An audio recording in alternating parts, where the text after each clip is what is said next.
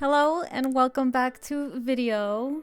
My name is Laura and I am a graduate student working to get my master's on English literature, and here in this realm I like to talk about what it's like being diagnosed with ADHD and dealing with ADHD burnout specifically. So a little background about me. I had been in therapy since 2018, early 2019, and I was not diagnosed with ADHD until 2021, 2022. And the reason why I say those years is because I self-diagnosed myself in a sense because of all the videos that were coming up on my TikTok. And when I brought the subject to my therapist, she smiled and said, yes, you do have ADHD. She didn't want me to self-diagnose. She just wanted to pick a moment where I was, one, ready to receive that news, and two, able to work specifically on just my ADHD because of the overlapping symptoms that I already had. So people with ADHD also experience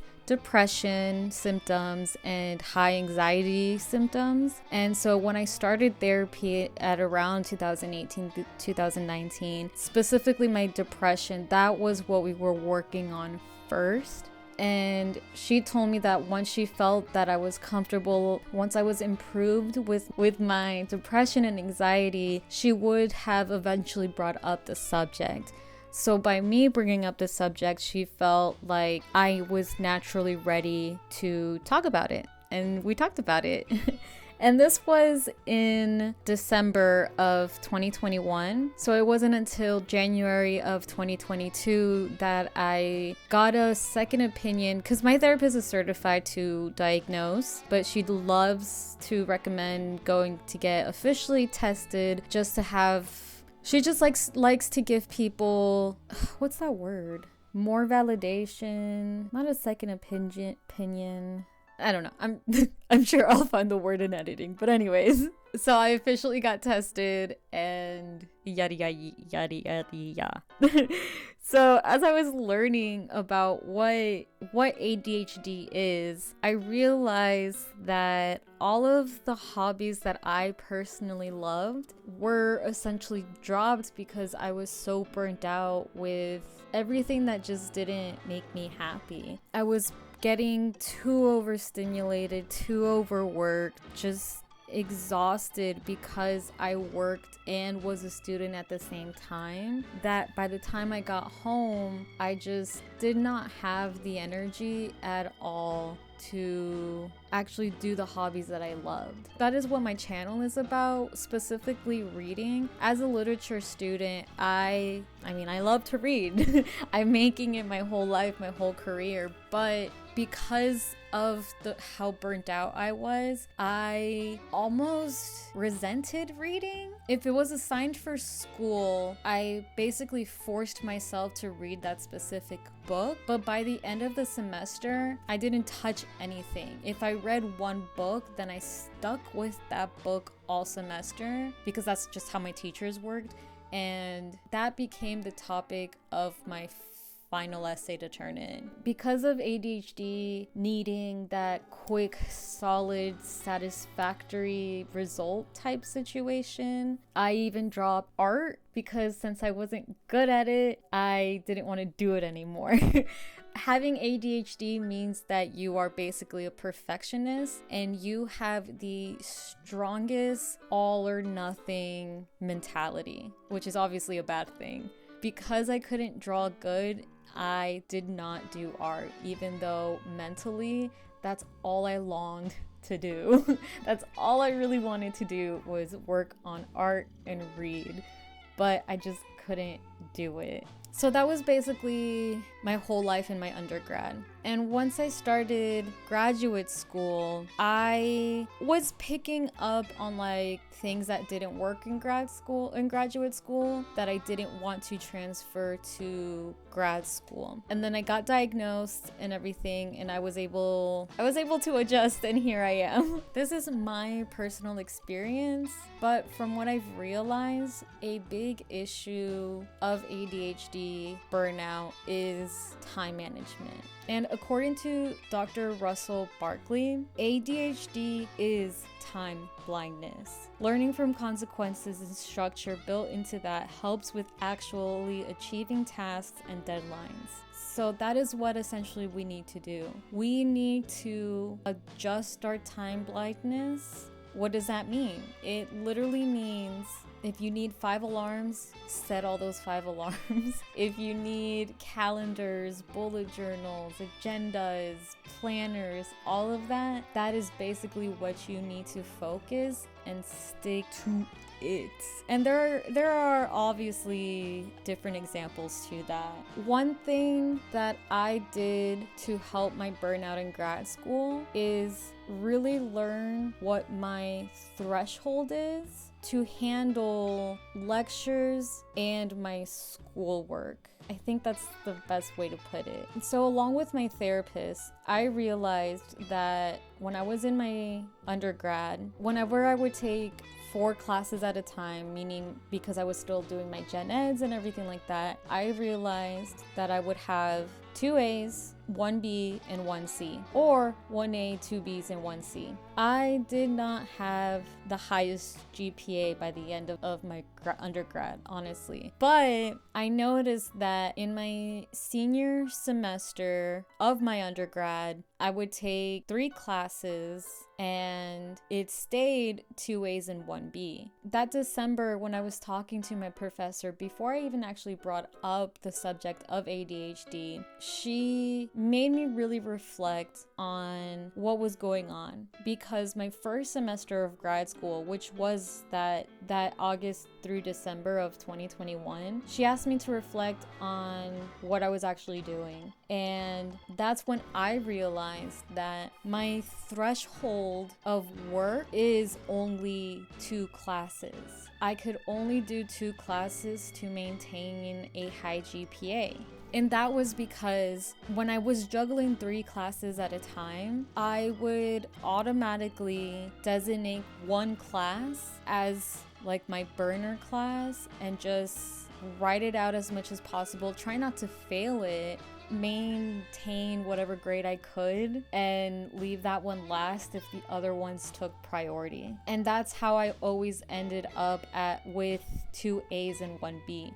The 2 classes that had A's were the ones that I designated as more important than the one that got a B. And so I focused all my attention on those 2 classes. That could be different for everybody. Their threshold could be different, and then the importance of classes could be different as well. After my discussion with my therapist and realizing that pattern, that it was always AAB from my senior semester of like the best grades I've ever had to my first semester of grad school, I realized that my working threshold in grad school is only 2 classes. And so the next semester, that's what I did. I only signed up for 2 classes, and look at that, all A's.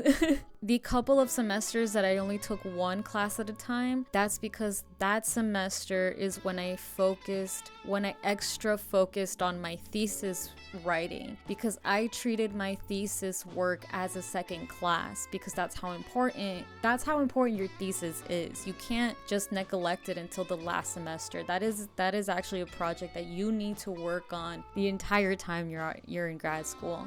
So I dedicated some semesters to just focus on it. And so I would take 1 class, but I was still doing the work of 2 classes. And I haven't burnt out since I started doing that pattern. Or let me take that back.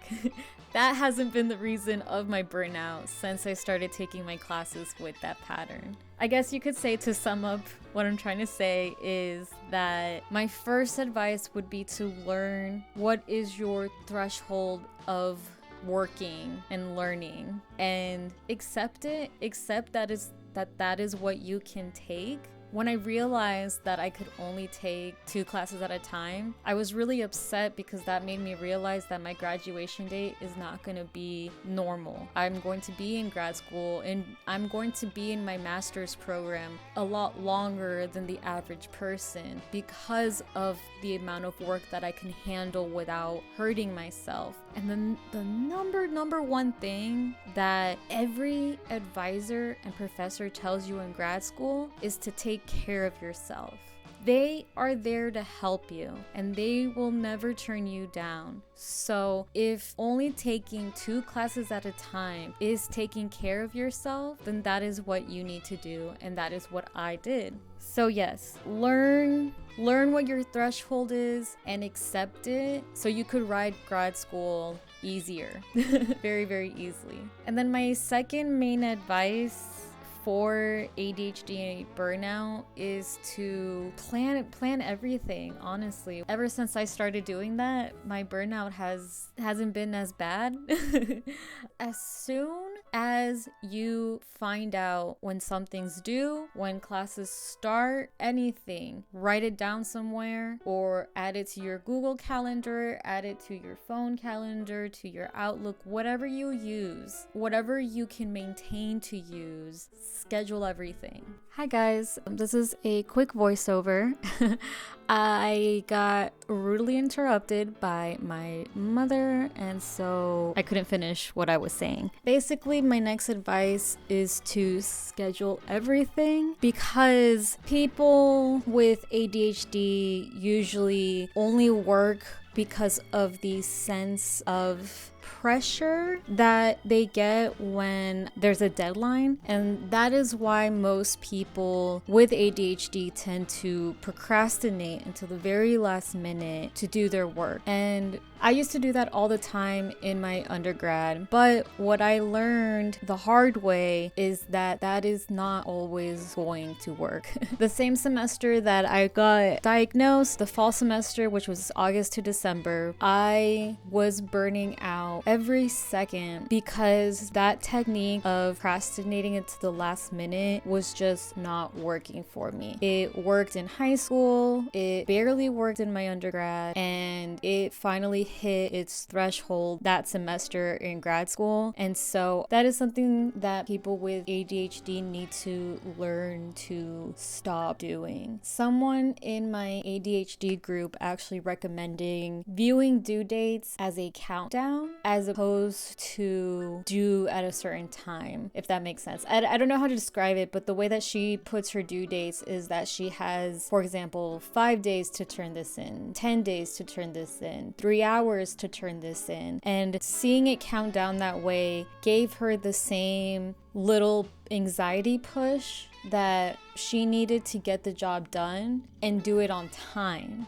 And that's how she essentially avoided her burnout. I don't necessarily need to have the countdown method. I do want to try it, but I don't necessarily need it. But having the due dates and appointments and everything, having all of that scheduled in multiple places, whether it's my Notion calendar, the calendar that I print out in the beginning of the month, as you saw in the beginning of this video, on sticky notes, I have things written down everywhere so that I do not forget when something important is due or when an important appointment is coming up. I literally write down every single thing so that whenever I open something, it's there and I remember.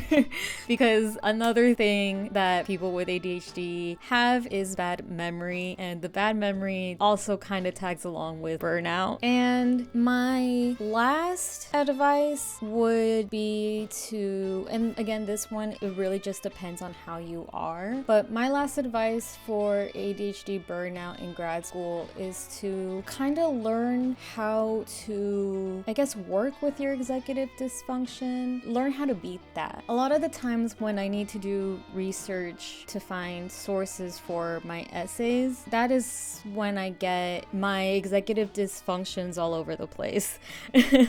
And body doubling is actually something that really helps me. If I'm not sitting in the library with a friend, or if I'm not at home working while someone else is in the room, I love to watch vlogs, because for some reason watching vlogs makes it feel for me like I am working with someone else, even though they're running around doing errands or just talking about their day. For me, that gives me a sense of body doubling. So to sum up this whole ADHD burnout section is: 1, learn your working threshold; 2, schedule everything; and 3, learn how to combat your executive dysfunction. And there are multiple people on here on YouTube that talk about ADHD, so you could easily find other examples on how to work through these things. However, it is something that you need to really adjust for yourself. One thing that I've learned through this journey is that while people with ADHD experience the exact same things, most of the time